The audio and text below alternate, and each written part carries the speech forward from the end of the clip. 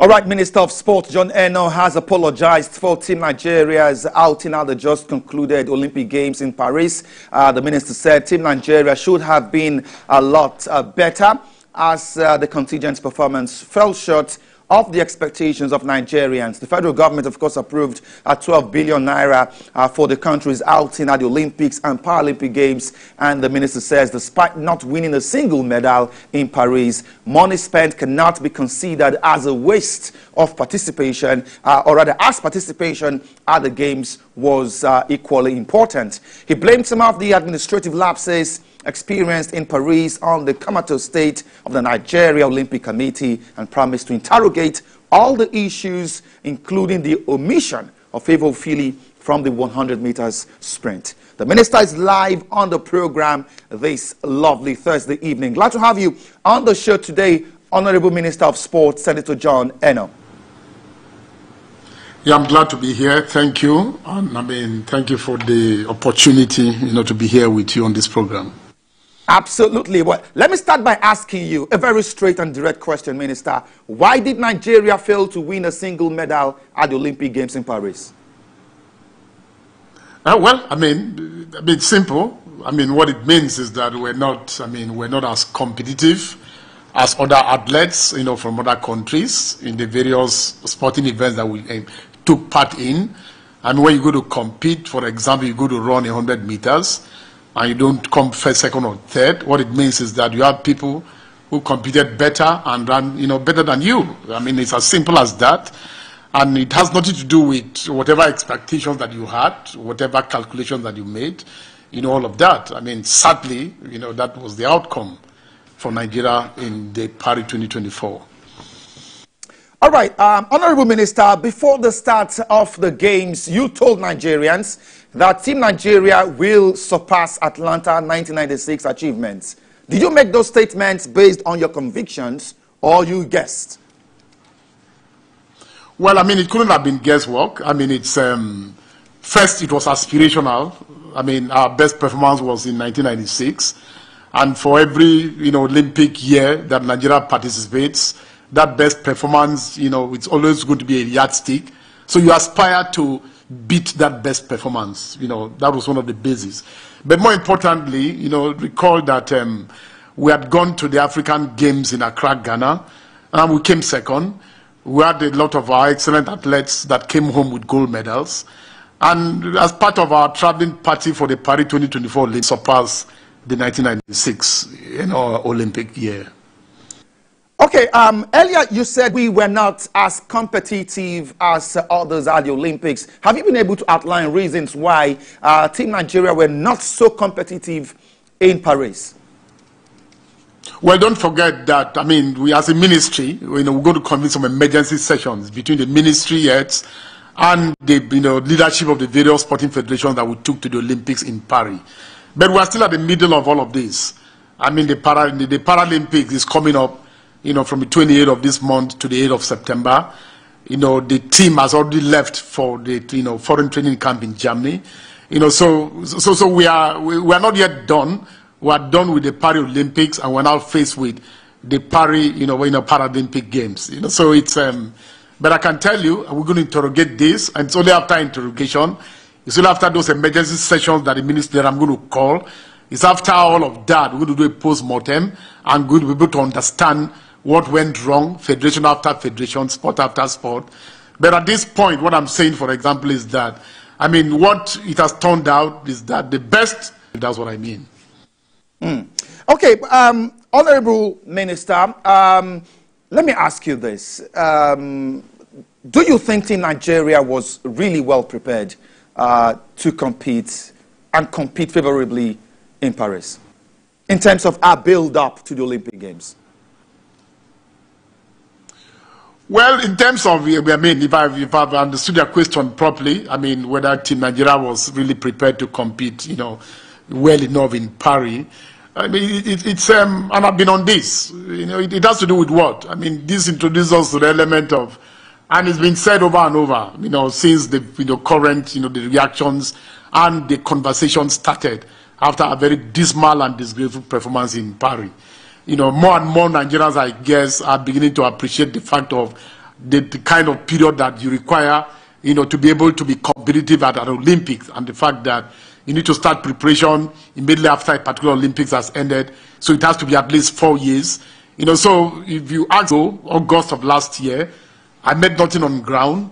If you look at the budget heads from 2021, 2022, 2023, there was no budget head that had to do with preparation for Olympics.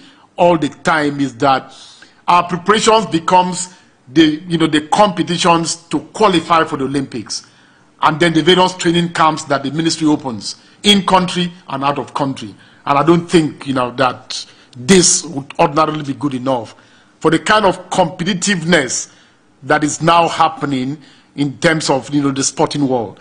For the fact that the difference between winning and losing is just split seconds, and different countries, depending on their standing, depending on what they think and how much they appreciate sports to be, and how much it benefits them, do so much in terms of trying to make sure that the athletes are trained, are prepared, to be world beaters, at the Olympics. Well, I may be forced to make some comparisons, because the last time Nigeria was at the Olympics in 2020, delayed by 1 year and held in 2021, we spoke about preparations for Team Nigeria to the Olympics, and preparations to that games was barely a year. But Team Nigeria came back with 2 colors of medals. You have been minister for just over a year. There is a school of thought that a deliberate 1 year preparation for the Olympics perhaps would have given Nigeria a better result in Paris. Do you think so? Well, it's, first, like I said, there is nothing that I'm going to say on this program that would, seem to justify at all or seem to be a defense for a dismal performance. I'd like that to be underscored. The other thing I'm going to say is that, well, it's, again, unfortunately, we came with no medal. But I don't think that within the context and the appreciation of the period that it will require to be able to get an Olympic medalist, I don't think that 1 year in office will be considered sufficient. And especially because, and I've had to say this in some other, in some other places, that within this 1 year, I've had to do back-to-back competitions. There are 4 competitions that international that I was faced with. The first was AFCON, the second was the African Games, the third was the Olympics just concluded, and the next is the Paralympic Games. So I've been involved in competition after competition. It has never been like this. Most of the competitions that I've had this year, in this last 1 year, competitions that were carryovers of last, justifying the fact that we couldn't either. Okay, Honorable Minister, but I understand you established a ministerial podium finish committee. Do you think they have failed you? Do you think they did enough in terms of giving you the appropriate suggestions ahead of the Olympic Games?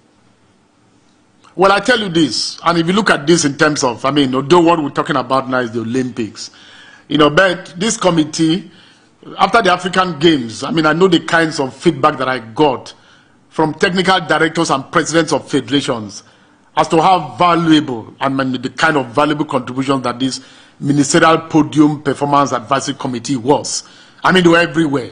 Even in the build-up to the present Olympics, it's their work, in terms of how much they interrogated the federations each time we had technical sessions, their work in terms of the camp, that we organized, both local and international, it's a mix of all of this. So in terms of how much work they put, it's almost saying the same thing. For me, and I've had cause to refute minister, it's not reflected in the outcome of the Olympics.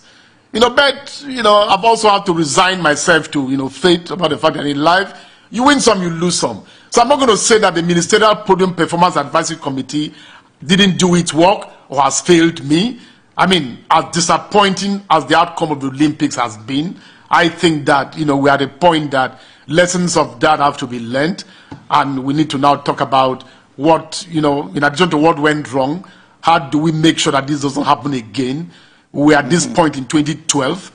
I've had cause to also say, as a country as huge as we are, and as talented as we are, we have a talented people, although sports these days has gone beyond the mere, position of talents to high performance and all of that. But I don't think that, even though the 2024 Olympics, we didn't have one medal, I don't think that after not getting a medal in 2020, that getting one medal, bronze in football in 2012, getting one medal in 2016 in bronze football, and getting bronze and silver in 2020, I don't think that satisfies the aspirations of a country like Nigeria. And I think that, we need to do much more than we've done. All right, like they say, to whom much is given, much is expected. A total of 12 billion naira budgeted for the Olympics and Paralympic Games. 9 billion for the Olympics are spent. How much sense does it make paying training grants to athletes during the competition? I mean, does this suggest that even the funds came at the wrong time?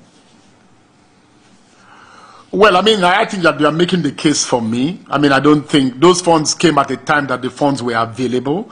I mean, so what it is that these athletes have spent their own money, to do the various kinds of trainings that, they may have exposed themselves to. And what the ministry and government, mainly does is to pay back what the athletes have spent. It shouldn't be the case. I mean, the training grants will be more useful in the course of the years leading up to the Olympics, and the fact of, the various training programs that they need to engage in. But you've also said to him that what is given, what is expected. I mean, I feel very sad about, the monies that have been spent and no medal to show for it. I mean, for the Olympics, it was 8-point-something billion, and for the Paralympics, 3-point-something billion. But I also like us to be able to look at this. I've tried to say somewhere that, well, whatever amount spent in 2020, we also have to look at, the direction of what our currency has moved from 2012 to, from 2020 to 2024. But beyond that, you also have to look at, what was the number of the traveling party in terms of the athletes themselves. For 2024, we went to 12 different sports. For 2024, we went with about 88, 89 athletes. Check that figure side by side, the figure that we took in 2020, without prejudice to the fact that the high number of athletes hasn't reflected in terms of winning medals. I mean, without prejudice to that. But when you budget in advance of a contest, of a competition.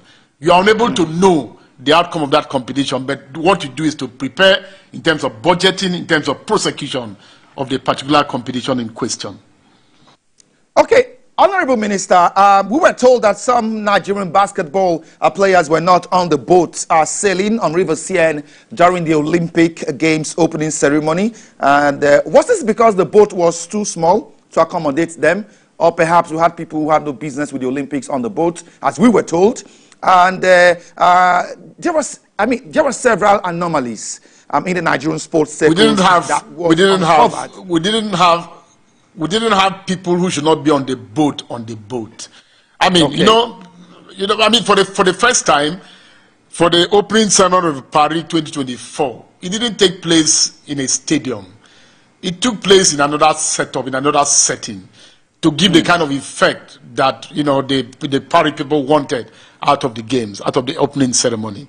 And because of that, each country was given a quota in terms of those that should take part in the opening ceremony. The quota, and that quota was 50% of the total number of athletes that the country has presented. And for us, 50% became 40-something athletes. And what we did as a country, as a team Nigeria, was to share this among the different sporting federations. Incidentally, unfortunately, the basketball team wasn't, staying in Paris. They were not staying at the Games Village in Paris. They were operating from Lille. That was where they were operating from. And I mean, there was some kind of miscommunication. Instead of about just 6 of them or so coming to Paris for the opening ceremony, the entire basketball team came to Paris for the available for the Olympics. Okay. Honorable Minister, I have heard people say the sport minister has not surrounded himself with sport technocrats who understand the dynamics of sport administration. Is this true?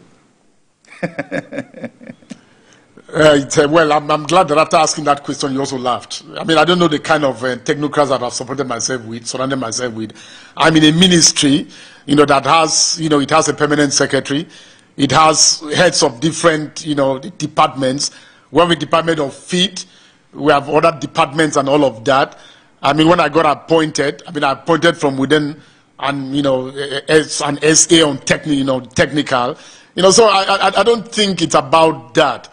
I think it's about, there's so many other things that I believe that that, I think that at this point, more and more people appreciate that continue to hold our sports, down and not getting all the kinds of results that we should get. I think that in terms of providing leadership for this sector, providing leadership for this ministry, if the outcome of the Olympics was going to be a function of what kind of work I have done, what kind of leadership I have provided, how well I have prosecuted these various games, from the AFCON to the African Games to the Olympics, avoiding totally the pitfalls that have always characterized Team Nigeria in international sporting competitions, I think that the outcome of these Olympics will not be the way it did. All right, some sports federations in Nigeria have been doing a very good job, no doubt about that. I can mention a few, while others have been sleeping and waking up whenever there are competitions. He who pays the piper dictates the tune. These federations get funding from the sport ministry. What steps will you be taking to beat these federations back into shape? Well, you've heard me at the beginning of this program. I said that, very immediately, and especially soon after the Paralympic Games, I'm going to convene an emergency meeting, of the ministry and the leadership of the different sporting federations.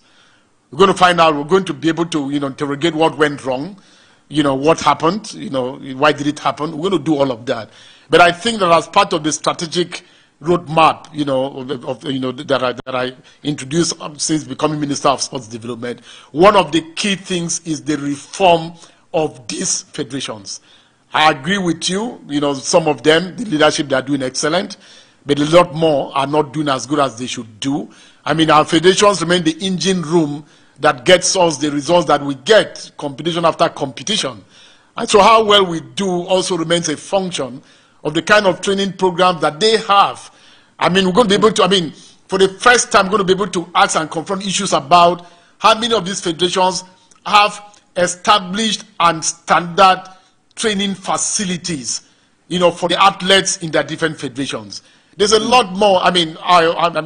Elections are around the corner, and the kind of people that are going to get elected are going to be put to the strict task in terms of deliverables, in terms of what promises they're going to bring onto the table. All of this is going to take place, like you said. One of the things we need to reconcile is the difference, the connection between the extent of the independence of federations. When government has to continue to spend and to fund them, there must be a reconciliation of these. If there's a time that this has to be done, it is now.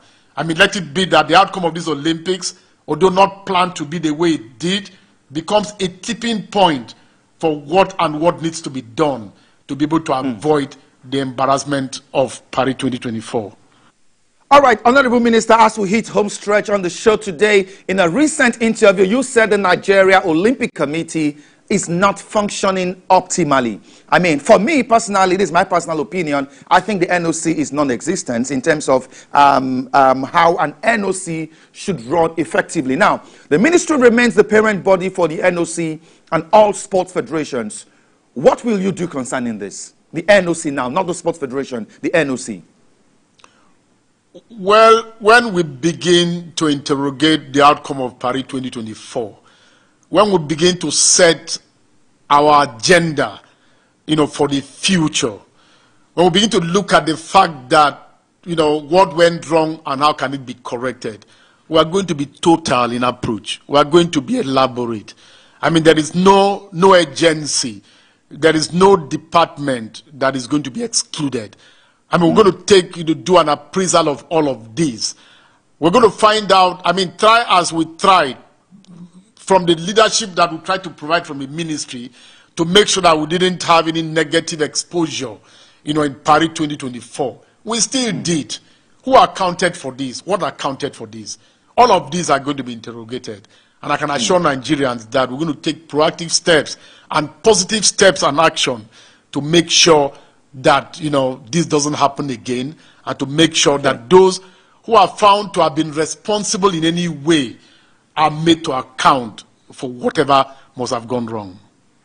Okay, finally, Honorable Minister, the sports industry policy, NCIP, adopt an athlete, adopt a pitch. I mean, these were some initiatives that were known with the sport ministry in recent years. Are these policies still in place or active? Why not? I mean, it's the present government of our dear president, had stated in its document that it was going to implement the national sports industry policy, comprehensively and totally. And the ministry, of course, that's what we're doing. I mean, a lot of the things that we've done are driven from that policy. I mean, they adopt an outlet, adopt the facility programs and all of that. They are in place. I mean, there's been a robust engagement with the private sector players and stakeholders. It's still work, it's work in progress. And I believe that, by the time it gets traction, we'll be able to get the benefit of the efforts that have been made, in the last 1 year. Okay, Honorable Minister, I will ask this before I tell you goodbye. The Super Eagles of Nigeria is still without a coach, and we were told, I mean, these are stories that have been flying around, that the NFF were on the verge of announcing a coach, but the federal government, put a stop on that and, halted that move and all of that. Can you clarify all of this? Well, I don't know which federal government is being referred to here. I've also read those reports, once in a while. I mean, if it's the federal government as represented by the Ministry of Sports Development, that report is not correct, it's not true. I've stated in other places that, it is not the job of the Ministry of Sports or the minister to appoint a coach for the Super Eagles. But I haven't said so because sports and football in particular is so important, has the kind of followership that it does enjoy, that the ministry is also not sitting by and allowing the NFF to take forever time before, announcing a coach. That the ministry is in touch with the NFF, and the assurance that we have is that before, the next set of matches that are going to involve the Super Eagles in terms of the AFCON qualifiers for 2025, that a substantive coach is going to be announced for the senior national team. Senator John Eno, Minister of Sports, I want to say thank you so much for your time on the program, the insights and explanations you've given to us on the program. Thank you so much for spending time with us. Thank you. And better luck next time. Thank you for this opportunity. Thank you. Thanks. All right.